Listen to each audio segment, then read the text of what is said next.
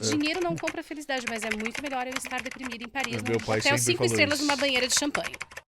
Sejam bem-vindos a mais um episódio dos Três Elementos. Camila, Oi. estamos só nós dois aqui de novo? Porque eu acho que as pessoas já estão cansando. Porque o Três Elementos, que são 4, virou 2 de repente.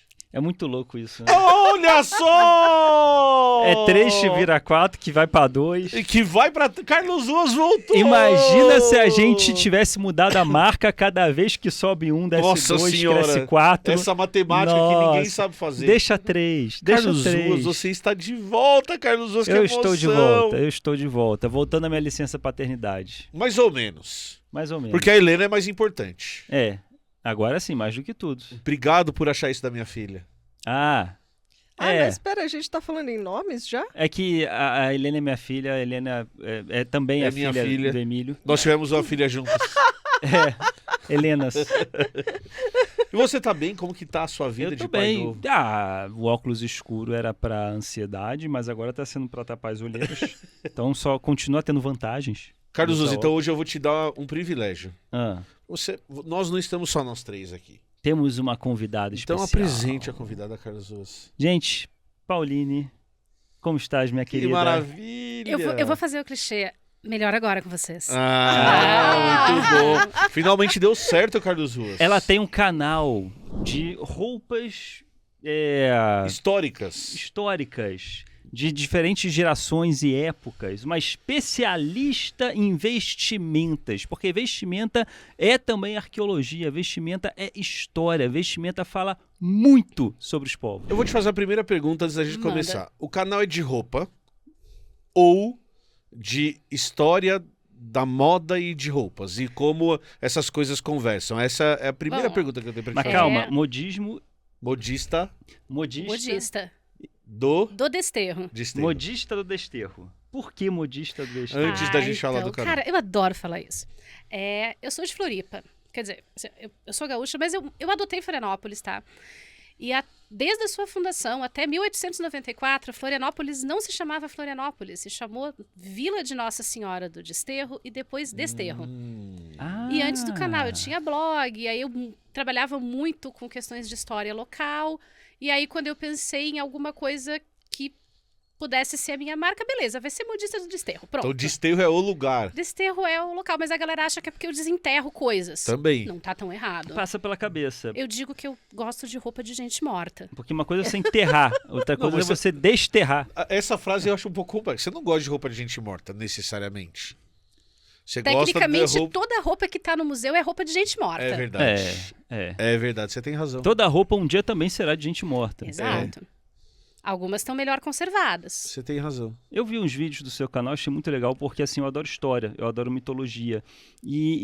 A gente às vezes fica na civilização do passado, a mitologia da civilização, e a gente fica querendo saber mais sobre aquela civilização, e assim, pelo menos pra mim, eu acabo negligenciando as vestimentas. E quando eu vi o seu canal, eu vi, cara, as vestimentas, elas falam muito sobre aquela população. Falam muito sobre aquela civilização. E você consegue descobrir várias coisas. Achei muito legal isso. Cara, valeu. Eu costumo dizer isso para os meus alunos com uma certa frequência. A gente nasce e colocam a gente num tecido. Uhum. E para quem é sepultado do jeito tradicional, descemos a terra com tecido. Tem sempre algum material têxtil envolvendo o corpo da gente. E por mais que a pessoa, não goste de moda, cara, odeio esse negócio de moda, não sigo nada disso. Mas todos os dias a gente levanta de manhã e bota uma peça de roupa no nosso corpo. A gente escolheu aquela peça por algum motivo, mesmo que seja para tentar negar o sistema, mas a gente escolheu. Tem um amigo meu que chama Márcio Errara Prado. Uma vez eu tava conversando com ele sobre isso. E eu sempre me visto igual. Eu sempre tô de bermuda, camiseta e tênis. E aí uma vez a gente tava tendo esse papo, ele falou assim... Eu falei pra ele, eu não gosto de moda, cara. Tanto não ligo que eu uso a mesma roupa todo dia. Ele falou pra mim assim, isso é uma escolha de moda, né? Aí eu... Isso é moda. Isso é uma escolha que você fez de como você vai se apresentar pra sociedade a partir do que você considera que é confortável ou do que quer que seja o parâmetro que eu uso pra escolher as roupas que eu tô usando. Mas é moda também e é uma forma de comunicação com quem tá assistindo a gente ou com as pessoas que encontram a gente na rua também, né? Essa coisa da comunicação. É uma parada muito importante. Porque a maioria das pessoas tem muito aquela ideia, e a gente diferencia a moda com M maiúsculo da moda com M minúsculo. E aí, a moda com M minúsculo é essa ideia que as pessoas têm mais a modinha, a tendência, aquilo que tá... A atriz do dorama tá usando, a maquiagem que tá aparecendo no TikTok. O Labubu é uma modinha? Ele Não entra, de mesmo que roupa. ele não seja roupa, ele entra no Não, moda tudo bem, com M maiúsculo, que é o fenômeno social. Ah, perfeito. Tá. Porque aí a gente está falando de um sistema todo de comunicação, não só através das roupas, mas de coisas que nós consumimos. E aí isso entra acessórios, isso entra a marca de café que está bombando, o docinho de morango que está bombando no TikTok. A gente está falando de tendência, a gente acaba entrando nessa coisa da moda com M maiúsculo. E aí isso é um sistema que começa a se formar no final da Idade Média junto com a estruturação do capitalismo.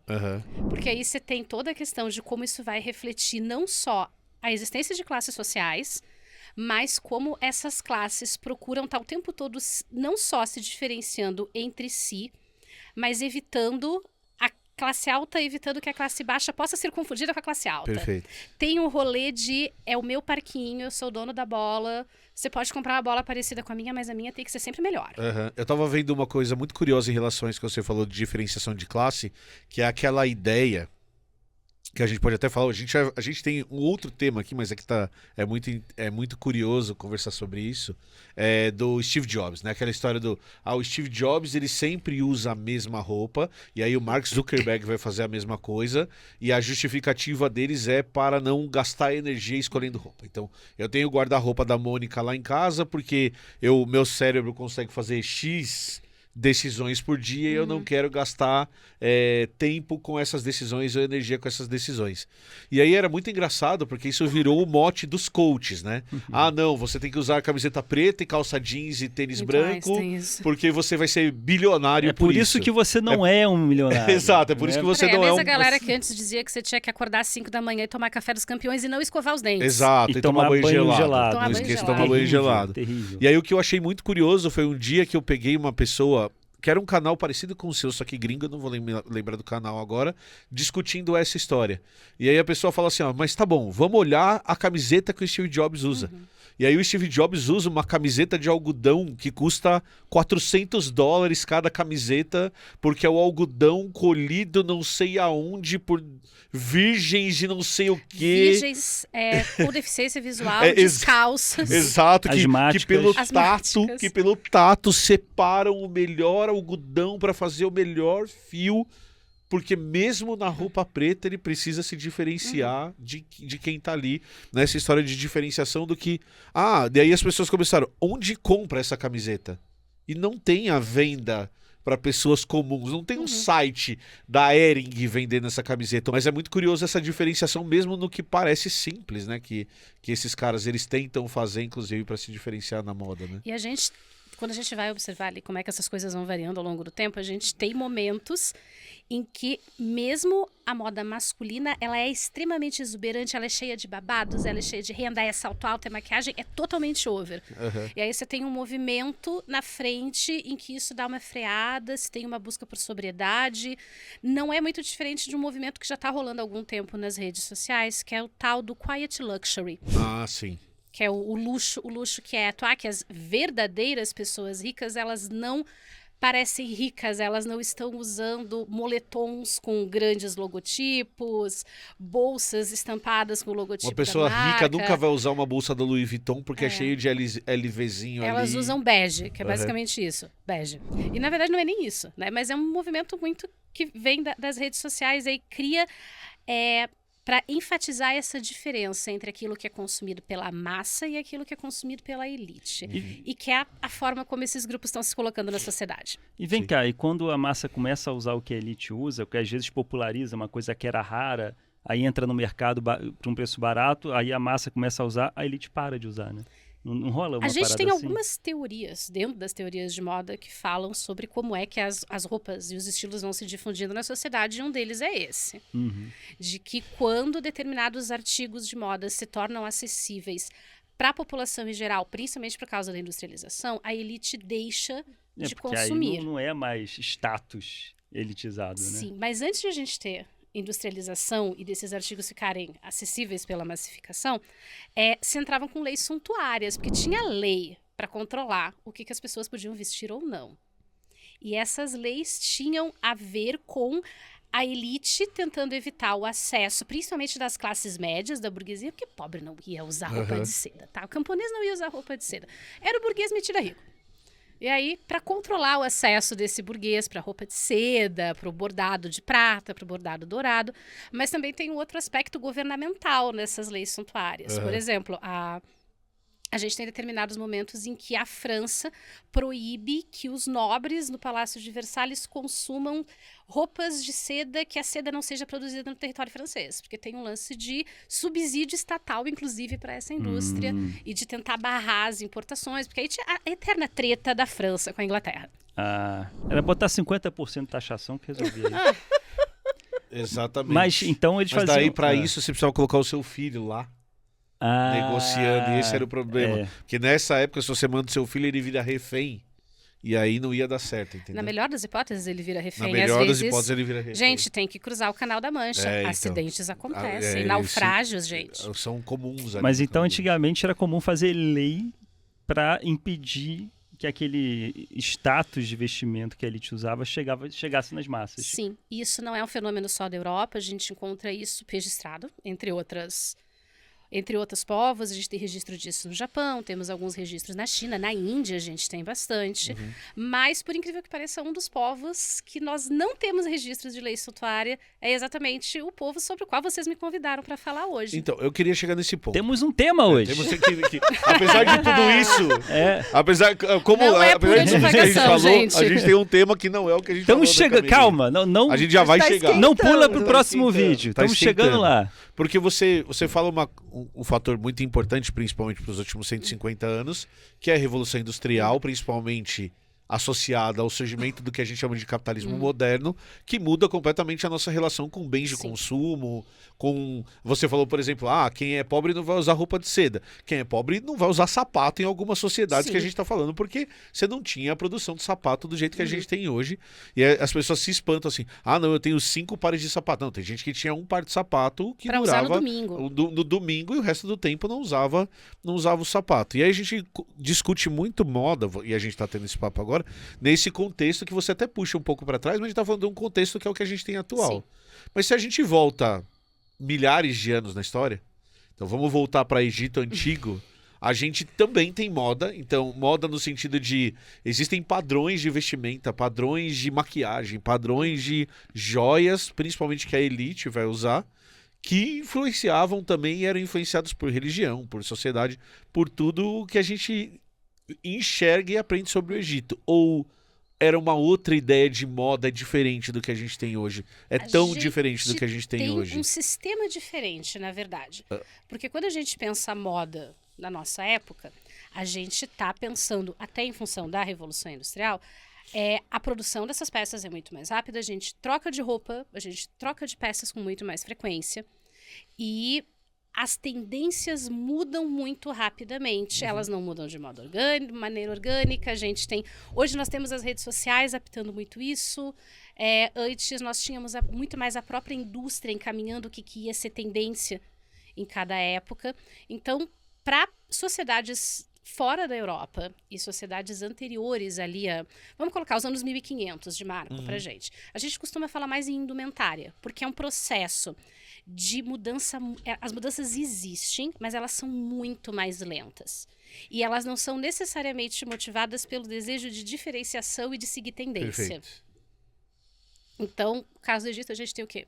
4.000 anos de história. A gente tem algumas variações que a gente identifica ali dentro, mas não é nada do tipo a Europa no século XIX. Deixa eu ver, era vitoriana, nós temos 9 silhuetas diferentes entre 1830 e 1900. Um período ridiculamente pequeno de tempo. Às vezes, numa mesma década, a gente tem 3 silhuetas completamente diferentes. Tá, e no Egito, por exemplo, pegando o Egito que a gente vai falar agora, você tem essa relação de vestimenta muito mais estável ao longo desse período de tempo. E profundamente influenciada pela religião. Tá. As roupas do Egito é que nem quando você bota no Google e aparece todo mundo de tanguinha branca e é isso aí? Caraca. Claro que é, Carlos Ruas. Eu tenho a gastura, gente. Pior do que a tanguinha branca, porque não é a tanguinha branca que aparece no Google.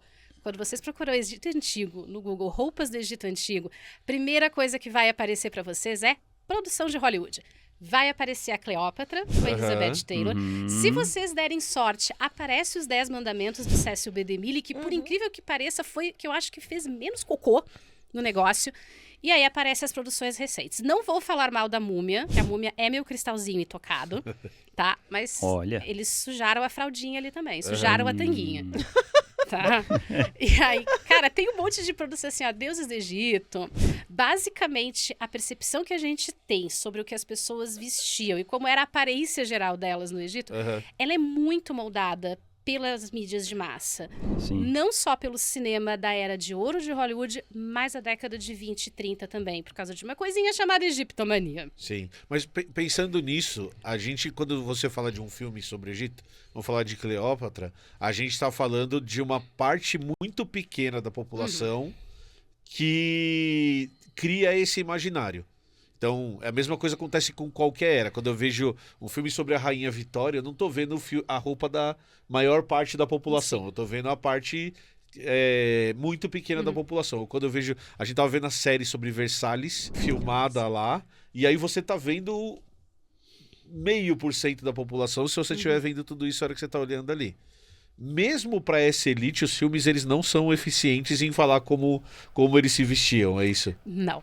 Basicamente, eu vou pegar o exemplo da Cleópatra, né, que é o mais famoso, da Cleópatra da Elizabeth Taylor. Primeiro que quando a gente tem uma produção de figurino, primeira coisa assim, gente, tá? Eu sei que a galera quer muito ver produção de época que seja historicamente correta. Isso é impossível, porque a gente não tem os mesmos materiais, precisa vestir, sei lá, 10 mil figurantes, não rola de fazer aquelas roupas à mão, tá? Do jeito que era, de jeito nenhum. E a gente tem a questão da liberdade artística de criação do figurinista. O figurino é, antes de tudo, uma obra, uma criação artística.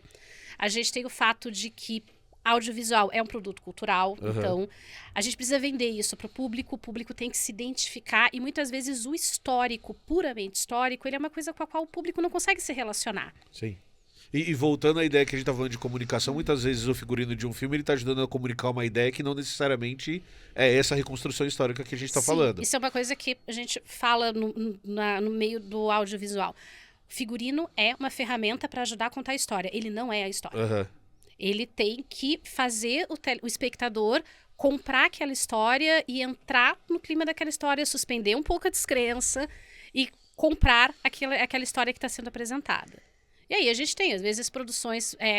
eu acho que Game of Thrones é um ótimo exemplo. Você pega a primeira temporada, o figurino da Daenerys, ele vai mudando completamente ao longo das temporadas. Ele muda de formato, mas ele muda de cor, porque ele está ajudando a contar a história da transformação que está acontecendo com ela. É assim que ele tem que funcionar. Independente daquela tecido ou daquela forma de costura representarem uma época da história que talvez estaria sendo representada em Game of Thrones. E isso funciona. Então... Não necessariamente isso é passível de crítica no sentido de, tudo bem que a gente tá falando de Game of Thrones, que não é uma recriação histórica, mas ela tá tentando representar uma parte da história. Históricas maravilhosas. Mas no ponto de que é mais importante para o filme contar a história do que necessariamente usar a técnica X que era usada na época para construir tal figurino. Mas quais são... fala lá, Camilinha. Não, eu tô curiosa para saber como eram as roupinhas, como se estuda essas roupinhas, o que a gente teve de acesso a elas, né, de roupa, que a gente tá falando de tantos anos de história, o que a gente conseguiu acessar, porque eu imagino que isso estrague muito facilmente, né, não é um material que dure eternamente. Como que é o estudo disso? O que a gente já encontrou? Qual é a mais antiga? Então, eu vou falar primeiro de uma maneira mais genérica e depois a gente pega especificamente o Egito.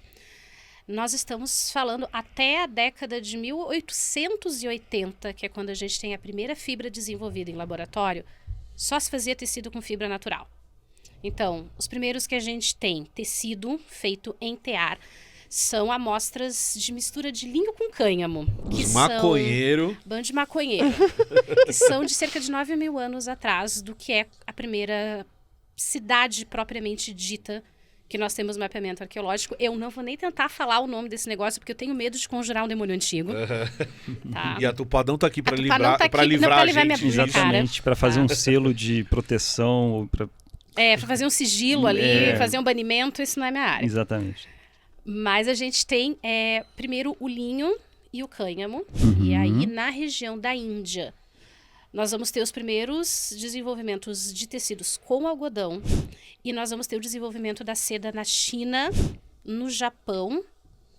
E, se eu não me engano, em parte do território do que hoje é a Indonésia, mas eu não tenho certeza se é realmente o território atual da Indonésia. Mas a gente tem, para chegar no desenvolvimento dos tecidos, o que a gente encontrou até agora, 9.000 anos, né?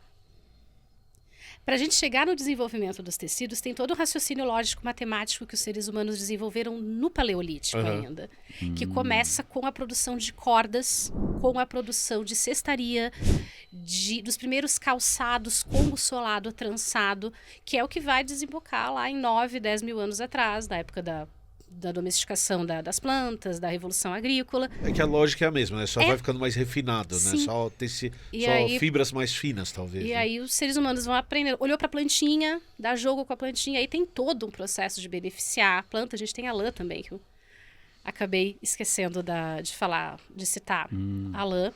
Mas até antes disso, os seres humanos a gente tem boas evidências sólidas arqueológicas de que os seres humanos já se protegiam com couro, de fato, na pré-história. Tanto que as agulhas de costura são muito anteriores à produção dos tecidos. A gente tem agulhas encontradas em cavernas no território da Geórgia, datadas de mais ou menos 25 mil anos atrás. A galera ainda estava literalmente na Idade da Pedra. Eu estava fazendo um roteiro sobre por que a gente começou a usar roupa, essas coisas, e como que a gente foi estudar isso. Mas assim, bem, bem antigo, né? Falando em espécie Homo sapiens, e até antes, talvez.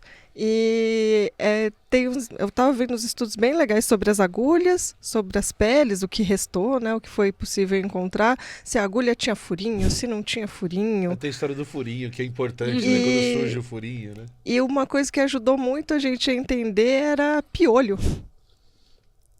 Piolho. Os piolhos ajudaram a entender os tecidos. Piolho ajudou a gente a entender quando a gente começou a usar roupa. Ah, que legal. Porque tem o piolho da cabeça e tem o piolho do corpo. E o piolho do corpo ele só foi possível porque a gente começou a cobrir o corpo. Sem a roupa, seja a pele, ele não conseguiria se desenvolver. Então, assim, dá para ver que geneticamente o piolho do corpo, ele vem da espécie, né? Ele é posterior ao piolho da cabeça. Então, isso eu achei, assim, já fantástico. Legal, né? Como que... Correlação. Entender assim, o piolho da cabeça, ele só gosta de cabeça. O piolho do corpo só gosta de corpo. E ele fica na roupa. E aí ele vai, quando ele quer se alimentar, ele vai pro corpo. Mas se não, ele fica na roupa. E aí... eles vão ver, né, fazer as análises de genética, né, a parte molecular, para ver quando que a espécie teria surgido. E aí dá para ter uma ideia mais ou menos de quando a gente teria começado a usar roupa. Que legal. Cara, fantástico. Muito bom. Muito bom. Mas voltando ao Egito, desculpa. Quer dizer, ao panorama geral. Sobre a preservação. Né? O problema dessas fibras naturais é que elas são um testículo. Um grande saco escrotal para serem preservadas. Porque cada uma delas só se preserva num ambiente específico. Elas têm uma validade curta, né? Variação de temperatura, variação de umidade. Se o ambiente está ácido, se ele está básico, se ele é rico em taninos ou em qualquer outra coisa, afeta totalmente o modo como essas peças vão sobreviver ou não. Tem que ter uma série de coincidências para a gente conseguir encontrar uma roupa dessa preservada. Né? Por isso que é muito difícil. Se você tem uma peça que era feita de um conjunto, que você tem, vamos dizer assim, um casaco de lã e uma túnica de linho. Ou um ou outro está preservado. Porque o que preserva a lã destrói o linho e vice-versa. Tá. Você não acha o conjunto inteiro? Não acho o conjunto. Então, por exemplo, a gente tem um tipo que é muito legal. A galera pensa muito que múmia é uma coisa do Egito. Mas a gente tem múmia de pântano. Eu sou apaixonada por elas. E aí os pântanos do norte da Europa, eles têm a lama deles tem uma composição química específica que permite a preservação quase que perfeita da lã. Mas destrói as amostras de linho. Então, nos corpos que foram recuperados, a gente tem pequenos fragmentos do linho que indicam que eles usavam, mas as lãs estão estupidamente preservadas, só amareladas por causa da reação química. E aí, para o Egito, a gente tem o linho preservado, porque há o clima do Egito, as condições não só as condições atmosféricas, mas o ambiente em que eram feitos os sepultamentos são ideais para a preservação do linho.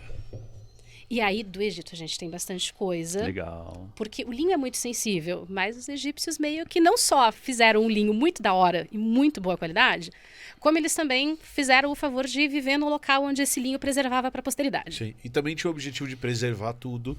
Então eles Sim. colocam num ambiente protegido, que a princípio não seria aberto por ninguém e tudo mais, que também favorece, né? E a nossa sorte é que os caras gostavam de fazer enxoval para morto. Aham.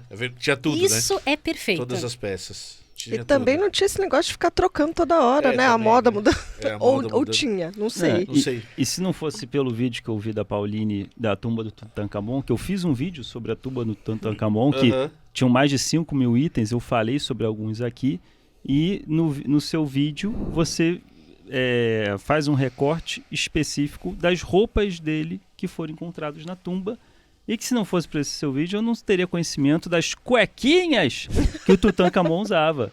Cuequinhas do Egito Antigo. Mas sabe o que é mais importante, antes dela explicar as cuequinhas do Egito Antigo? Ah, É que daqui, Carlos Ruas, ah, há 2 meses, basicamente, aham, 2 meses, Carlos Ruas, ah. o senhor estará... Usando cuecas. Não, calma. Não. Quer dizer, eu espero que o senhor esteja usando roupa de baixo. Sim, Não estarei. precisa ser cueca. Não Não sei. sejamos A gente- preconceituosos. A gente não Façamos um precisa bolão. nem saber. Mas Ok. você pode não usar cueca também, é uma escolha sua. Tá, onde Mas você assim, quer chegar? não usar a cueca no deserto talvez te deixe assado.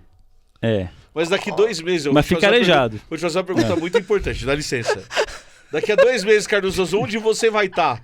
No Egito. Aê, Carlos Souza! Tô bem. Visitando O as grande peças íntimas do Tutankhamon. Exato, Carlos Moção. Ruas. Pro Estaremos Ruas usar uma réplica da tanguinha do Tutankhamon e postar fotos pra galera. Exato. com a tumba no fundo. Exato. Não, aí- Sendo levado pelos seguranças. Eu de Eu vou pular Era na uma homenagem. frente e dizer já de antemão que a equipe dos 3 Elementos e do canal Modista do Desterro não se responsabilizam Não. pelo dano mental que Não. essa imagem pode causar em vocês. Vamos. E, Carlos Souza, nós estaremos no Grande Museu Egípcio Uhum. a partir do dia 8 de outubro. Que quando nós vamos ao Egito. Eu vou. Nós 3 aqui, infelizmente, dessa vez não podemos te levar. Não, mas a Mas Tupá estará a lá Tupá para estará representar Para representar a honra dos historiadores. a honra dos historiadores, a gente vai levar a Tupá. Então estaremos eu, Camilinha, Carlos Souza e Tupá. E mais já, Carlos Souza, uma galera. Já tá acabando o número de vagas. Já tá A acabando. gente falou semana passada, tem mais umas 5, 6 vagas. Olha aí. Então, se você quer viajar com a gente, aproveita a oportunidade, clica no link que tá aqui embaixo. Entre em contato com a US Travel, porque daí você vai poder ver a tanguinha do Tutankhamon ao lado de Carlos Ruas. Eu estarei lá com você pra segurar sua mão. Exato. Vamos ver junto. Cantando, traz a tanguinha que pisca. Não, Não, acho que não pisca. não, a tanguinha, essa- Acho que ela só não pisca. Mas clica no link aqui embaixo. E se você tiver qualquer dúvida em relação Tem à essa viagem, imagem na minha cabeça. se você tiver qualquer dúvida em relação à forma de pagamento, eu tô saindo de Floripa, tem como ir? A Inclusive Travel te ajuda com esse trecho da viagem também. Então entre em contato lá com eles, conversa. A gente fica no Egito e na Jordânia 12 dias, do dia 8 ao dia 20. Então vai ser bom demais, aproveita a oportunidade. Coisas para fazer antes de morrer. Cada um tem a sua lista sagrada. E eu gostaria muito de fazer um apelo de você colocar na sua ver a tanguinha dourada Carlos Ruas. do Boa, Tutankhamon boa. To-do list antes de morrer. com a gente do lado.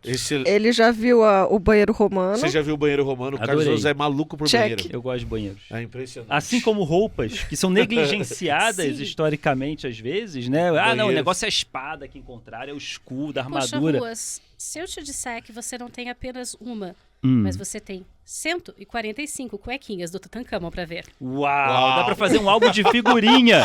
O cara Cuequinhas levou de Tutankhamon. cueca pra não repetir, Não repetir no além. por 145 Olha dias. Tá? 145 dias de bumbum limpinho estavam garantidos no além. 145. Vou fazer um super trunfo Eu já das tô cuecas vendo do a gente Tutankhamon. batendo figurinha. E o que tem? Cueca. E isso Do não é Tutankhamon. brincadeira, não. Isso é arqueologia. Isso Boa, é Carlos. história da Ciência. moda. Excelente. Aqui tem ciência. Aqui tem ciência. Aqui tem... Mas Das voltando cuecas, então. mas temos. Mas voltando então. A tumba do Tutankhamon encontraram mais de 50 cuequinhas dele. 150 145 no total. 145. E aí elas são feitas de linho puro e assim, ó. O que se encontrou na tumba de Tutankhamon era o auge da indústria têxtil egípcia. Tem linhos tão finos que eles parecem uma gaze de fazer curativo. Aham. É atadura, na verdade, Sim, não é sim. gaze, né? Uhum. E as cuecas deles são de um linho excepcional. Todas costuradinhas à mão, porque não tinha máquina de costura na época, né, gente? Aham. Máquina de costura é só de 1850 pra frente. Então a galera ralava pra fazer aquilo. Uhum. E aí elas são muito grandes, porque elas eram amarradas como uma fralda, só que sem alfinete de segurança. Então elas foram encontradas, felizmente não estavam usadas, elas estavam dobradinhas, limpinhas, não cheirosinhas, mas não tinha marca de uso. Não tinha a freada. Emílio. Desculpa. Tá? Não tinha bicicleta na época. É o quê? verdade. Freada da carruagem? É da carruagem, é da carruagem. E junto com as cuequinhas nós encontramos, né? Olha, eu tô me achando assim, né? Aham. O Carter e a equipe dele encontraram uma série de outros têxteis que acabaram não atraindo muito a atenção dos arqueólogos porque tinha tapeçaria na tumba também. Tá. E aí as tapeçarias muito mais ostensivas, a galera tava, meu Deus, a tumba do Tutankhamon, acho que ela foi a primeira a ser descoberta quase intocada, isso em 1922, né? E aí, as roupas, algumas das roupas estavam inteiras, outras nós tínhamos apenas os cortes de tecido, com 2,80 metros de Caramba. largura, e hoje a gente já vai falar sobre isso. Mas elas acabaram não chamando tanto a atenção dos pesquisadores, elas foram enviadas para o museu, e elas voltaram a ser realmente pesquisadas só na década de 1970. Caramba. Muitas coisas que estavam fragmentadas, estavam guardadas na reserva técnica do Museu Petri.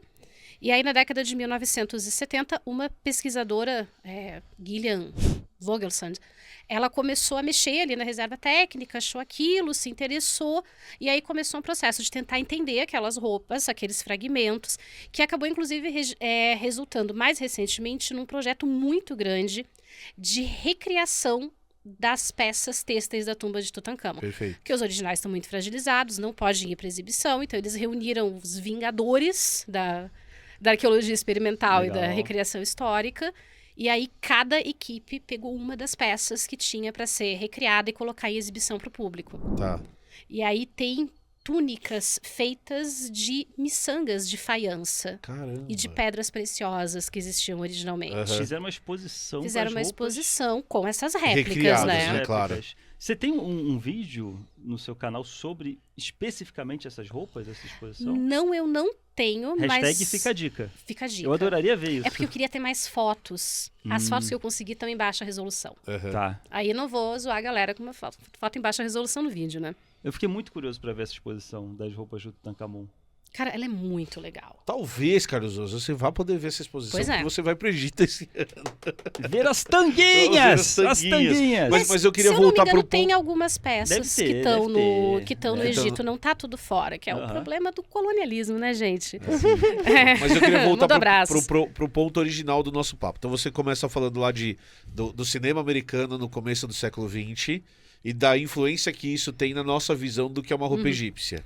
E aí a gente tem do outro lado uma reconstrução a partir do que foi achado e do que não foi pilhado, porque a gente falou isso bastante aqui, né? Tem muita coisa pilhada que tá fora do Egito e tem muita coisa pilhada que ninguém sabe onde tá, né? Tem um monte de coisa que tá desaparecida. Coleção particular. Coleções particulares, mas não vou falar sobre isso, mas a hora que a gente olha para isso do Tutankhamon ou qualquer reconstrução que a gente tiver, é bem diferente do imaginário que a gente faz Sim. de roupa. E quais são as principais diferenças que você consegue contar pra gente do que é a imagem que a gente tem do porque a gente achou arqueologicamente, quando a gente fala do vestuário. E aí, de novo, a gente tá falando do vestuário de um faraó, que não é um vestuário comum da população, eu Pô, acredito. então, eu vou pegar né? esse teu gancho aí, porque na época, sei lá, 1950, 1960 e até década de 1920, o que se tinha muito era um foco nessa coisa dos faraós, Aham. das rainhas. E aí, mais recentemente, começou a virar público uma série de resultados de escavações que foram, por exemplo, para as oficinas que eram montadas nas construções dos santuários. E ali se Perfeito. tinha a galera comum, era o padeiro, era o tecelão, era o cara que fazia chinelo. E aí, depois que essas oficinas deixaram de ser usadas, muita coisa ficou ali, inclusive têxteis. Então, hoje a gente até consegue ter um bom parâmetro de comparação do que era, como a elite se vestia e como se tinha o tiozinho lá. Sei lá, eu não vou conseguir dar o nome pro tiozinho que trabalhava na oficina. Mas, primeira coisa, embora os egípcios usassem, sim, muito ouro, não era na extensão, no dia a dia, não era na extensão que o cinema coloca. Então, uma coisa que a gente precisa lembrar, já que a gente estava falando sobre isso anteriormente, é que uma das coisas que vai acontecer com os figurinos de audiovisual é que eles vão refletir muito mais a nossa época do que necessariamente a época que está sendo representada. Então, se a gente pega a produção moderna, sei lá, Deuses do Egito, cara, tudo é muito sexy. Tá? Não que os egípcios tivessem problema com sexo, na verdade a gente até tem bons indicativos de que nem sequer a relação deles com o corpo nu era a mesma que a nossa, não tinha essa relação de vergonha e de necessariamente erotização do corpo nu. Tanto que a gente tem representações, tem uma pintura muito famosa de carpideiras, que elas estão com vestidos com os seios de fora, inclusive mulheres mais velhas com os seios caídos. Então, aparentemente, o negócio era muito de boa. Ninguém ligava. Calor, né, gente? Calor. E só se fala de outra coisa, né? E a gente tem dois extremos com representação de Antigo Egito quando o assunto é indumentária. Ou só existe um branco brilhoso, extremamente claro, que muito provavelmente não existia na época, porque as técnicas de alvejamento não são as mesmas que a gente tem hoje, que permite que a gente tenha esse tecido super branco de camiseta, tá? Ou então é uma coisa excessivamente colorida com coisas que não eram possíveis para a época. Como é que a gente sabe que determinadas cores não eram possíveis? Por causa do linho. O grande material têxtil que os egípcios usavam era o linho. Então, pra galera que tá assistindo a gente não sabe, gente, linho é uma planta, tá? E se aproveita absolutamente tudo dela. A semente dela vira o óleo de linhaça, que é usado na alimentação e que é usado na indústria cosmética, e os egípcios já usavam na indústria cosmética, e o tronco dele pode ser utilizado para a produção de tecidos, se tira a fibra, tem todo um processo ali muito trabalhoso para extrair a fibra, e aí virava tudo. Virava tecido, virava corda, virava vela de navio. Mas não ficava branquinho. Não ficava, não o branco que a gente tem hoje. O branco que a gente tem hoje ele é uma coisa muito recente, por causa do desenvolvimento dos alvejantes. Então, o branco que se tinha na época seria o que hoje a galera chama de off-white na indústria. E embora o linho, a planta do linho, a fibra dele tem uma variação natural de cores. Ele pode pegar um marrom claro, ele pode ser um bege, ele pode ser um cinza, ele pode ser um pouquinho mais amarelado. Depende das condições do solo e depende da variação da planta. E os egípcios sabiam como lidar com isso, porque os caras tiveram 4.000 anos para aperfeiçoar as técnicas, né? Foi assim, há pouquinho tempo. E a indústria têxtil egípcia era muito bem desenvolvida e eles produziam uma variedade muito grande de tecidos, desde o linho mais rústico, usado para uma vela, até um linho que era definido como sendo praticamente transparente, que era o chamado linho real. E isso é uma coisa legal de falar, a gente estuda na escola os povos da antiguidade todos separados. E aí parece que essa galera não se comunicava, só quando eles entravam em guerra. E a gente tinha um monte de rotas de comércio ali ligando essa galera. Então, os linhos finos do Egito, eles eram consumidos pela elite da Grécia, eles eram consumidos pela elite romana, pelos fenícios. E aí essa galera tinha ali as suas trocas. Pode ser que o linho super fino que foi encontrado na tumba do Tutancâmon seja o chamado linho real? Pode ser, só que a gente não sabe. A gente tem as descrições textuais dele e a gente tem representações na arte, tanto de homens quanto de mulheres, usando roupas extremamente diáfanas, uma coisa muito leve, praticamente uma fadinha da antiguidade. E aí a arte egípcia, ela representa essa transparência. Faz diferença, os artistas faziam diferenças de cores para representar essa transparência. E, além disso, a gente tem os documentos escritos, não só pelos egípcios, mas os gregos falaram muito sobre os egípcios. Claro que os gregos são sempre suspeitos, né, gente? Não dá pra confiar no Heródoto. Embora ultimamente tenha tido uns achados arqueológicos aí que a galera talvez ficou, talvez o pouquinho. Heródoto não tava tão doido assim da cabeça. Ele era o peixe grande da Grécia, né? O Peixe Grande, suas histórias maravilhosas. A minha turma da dava faculdade, uma a gente chamava aumentadinha. ele de Tititi. Também. O professor odiava a gente por causa disso, com uma certa razão. Hoje eu entendo ele. Mas voltando à ideia da roupa da pessoa mais comum, então provavelmente ela deveria usar linho também.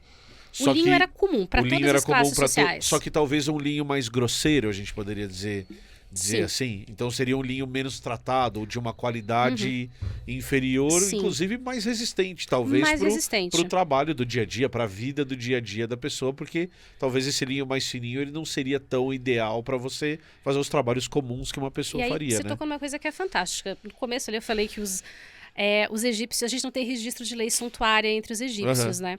Porque, ao que tudo indica, a noção deles do que era apropriado para cada pessoa usar não era necessariamente baseado em classe social, mas na função que a pessoa exercia na sociedade. Então, as roupas dos trabalhadores, dos agricultores que estavam na beira do Nilo, no meio da lama, era uma tanguinha, tipo a tanga do Tutankhamon, porque a forma dela era igual para todo mundo. Aquilo era o Sim. básico, homens e mulheres usavam. E aí, às vezes, um kilt curto. O pessoal chama de kilt, mas na verdade, a gente fala kilt, a galera lembra de Escócia, né? Um saiote amarradinho. Mais curto e, na maioria das vezes, com o dorso nu. E aí, essas roupas iam variando de acordo com as funções que as pessoas exerciam. Os sacerdotes usavam outras variações de roupa, com tecidos um pouco mais leves, um pouco mais claros, porque a natureza das atividades deles no dia a dia permitia a eles que fizessem isso. Mas a gente não tem, de fato, uma lei dizendo lá, olha, camponês não pode usar, sei lá, capinha de linho. Era muito mais ligado à utilidade da roupa do que a uma moda ou alguma restrição nesse outro sentido. Embora a gente tenha algumas variações de estilo ao longo desses 4.000 anos, que tem uma discussão na comunidade de egiptologia se é por influência de povos estrangeiros ou não. Tá. Porque a gente não sabe até que ponto os gregos influenciaram os romanos que os gregos influenciaram os egípcios e aí os egípcios influenciaram os romanos. Porque, por exemplo, no reinado do Ramsés, que é onde tem ali o rolê do Êxodo, tá na época dos vestidos muito drapeados, aquelas coisas muito transparentes, muito leves, mas existe uma tendência de representar os deuses com trajes muito mais antigos, muito mais tradicionais, de 1.500 anos antes, que são vestidos para as mulheres, vestidos de alça, para os homens, o kilt, o saiote com o dorso nu. E às vezes os deuses aparecem com umas roupas ali que parece que eles foram embalados a vácuo. A gente sabe, é a licença, muito provavelmente uma licença poética da parte do artista. E aí, como eu falei que tem os tecidos muito largos, né, 2,80 metros e tal, a gente tem um problema. Os egípcios tinham 2 grupos de roupas. Roupas modeladas, que eram costuradas num determinado formato, e as roupas drapeadas, que provavelmente elas eram só enroladas e amarradas no corpo. Tem algumas teorias de que elas teriam costuras temporárias, que poderiam ser desfeitas na hora de tirar a roupa. Mas, por exemplo, na tumba do Tutankhamon tem uma peça dessas de 2,80 de comprimento, que alguns pesquisadores acreditam que fosse para drapear o saiote na volta dele. Só que qual é o problema? Os caras não deixaram o manual de instrução pra gente. O que você faz com aquilo, né? A gente tem as representações visuais, e aí fica um eterno equilíbrio. O achado arqueológico com a representação visual e com textos, quando você consegue. Como é que encaixa tudo isso? Tipo o sling que a gente usa pra criança hoje, pra bebê, que você tem que fazer um malabarismo no seu corpo. Amor, Imagina. que fofinho. Minha cabeça agora só vai nesses lugares. Fofo. Imagina se encontram daqui a 1000 anos só o sling, aquela faixa. E aí, como é que usava isso no corpo, né? Como que E amarra? aí a gente tem uma coisa, usando o teu exemplo do sling, que é muito bom, existe uma amarração padrão que se ensina, mas cada pessoa que usa acaba fazendo uma adaptação. Acaba achando o seu jeitinho. Pro seu formato Claro. de corpo, pro seu conforto, pro movimento que precisa fazer. Aí fica difícil de a gente conseguir passar uma régua Pois é. de era feito apenas desse jeito. A gente acaba tendo... É um grande quebra-cabeça com pecinhas faltando. Que assim, você olha a distância, você consegue ter uma noção do desenho, mas você nunca vai ter certeza do que tem naquela peça que tá faltando. E você tá falando dessas peças grandes, eu nunca tinha visto, eu já sabia disso, mas eu nunca tinha visto. Outro dia caiu um vídeo no meu YouTube nas indicações de um cara colocando um kilt tradicional escocês. E aí o vídeo começa com ele colocando o tecido no chão e são 15 metros, é um negócio gigantesco que ele coloca, e aí ele começa, enrola. E se é o cara que eu tô pensando. mandei. Foi você que mandou? Ele tá no Instagram também, e aí alguém nos comentários falou assim, isso lembra a lógica do sari indiano. Aí uma criadora de conteúdo indiana fez um collab com ele para comparar como é que são feitas as dobras de tecido. Vídeo, não foi? É essa comparação mesmo. E é uma coisa, se a gente for pensar, analisar a coisa friamente, é uma lógica extremamente econômica. Aham. Porque se esse tecido não é cortado, significa que ele pode ser aproveitado para qualquer outra coisa Perfeito. depois. E a gente sabe que tecidos de roupa eram aproveitados para fazer bandagem de múmia também. Então você vai ter multi-utilidades para aquele tecido que foi feito. Não, é E aí demais. pode ser que seja um lençol também. Também. Não, aí? eu fiquei imaginando, você falou esse negócio de outras utilidades, eu fiquei imaginando, e aí nesse caso o escocês, o tecido era grosso, ele vai dormir, ele não vai dormir de kilt. Ele tirar aquele tecido e se cobrir com aquilo é um negócio que, pelo menos, E tinha variação tem uma certa do lógica. kilt. Eu não vou lembrar o nome agora, mas tem uma dobra que ela vira um capuz. Isso, é. Inclusive o kilt feminino, que é Aham. o Arisad. Ele Sim. é com o Um capuz já capuz. para proteger a criança que tivesse É no muito colo legal. também. É muito legal. Olha, a Tupá veio aqui falar e você traz isso, é fenomenal, porque a gente que não é da área, a gente que é biólogo, que é designer, cartunista, a gente nunca imagina como outras ciências podem usar qualquer coisa para contar a história daquilo que a gente está vendo. E não diminuindo qualquer coisa com roupa, mas é que a gente sempre imagina, como o Ruas disse, não, eu vou imaginar uma estátua, eu vou imaginar uma espada. Mas talvez a gente falar sobre roupas diga muito mais sobre o dia a dia das pessoas que a gente está tentando aprender aquela história do que uma espada que você vai usar em uma situação muito específica. Eram objetos mais comuns. Muito mais comuns e que dizem muito mais, até como você falou. Eu consigo descrever o que uma pessoa faz pelo tipo de roupa que ela tá usando naquele contexto. E, é legal demais. Isso é muito foda, né? Podia ter um super-herói usando kilt. Podia. O Kilt Man. O Kilt Man. É, Cara, e ele Ele vai não cai voar. no- Só que ele Tamo não caindo pode do avião. voar. Só que ele não pode É. voar. Bem, Aí tem a censura. Aí ele vem com a tarja é preta. um pássaro, Cara. é um avião. E que avião? É um pássaro, deve ser, porque tem ovos. Então, muito obrigado. Meu Deus! Eles duas, vamos... Ele tá caindo, faz um paraquedas com kilt.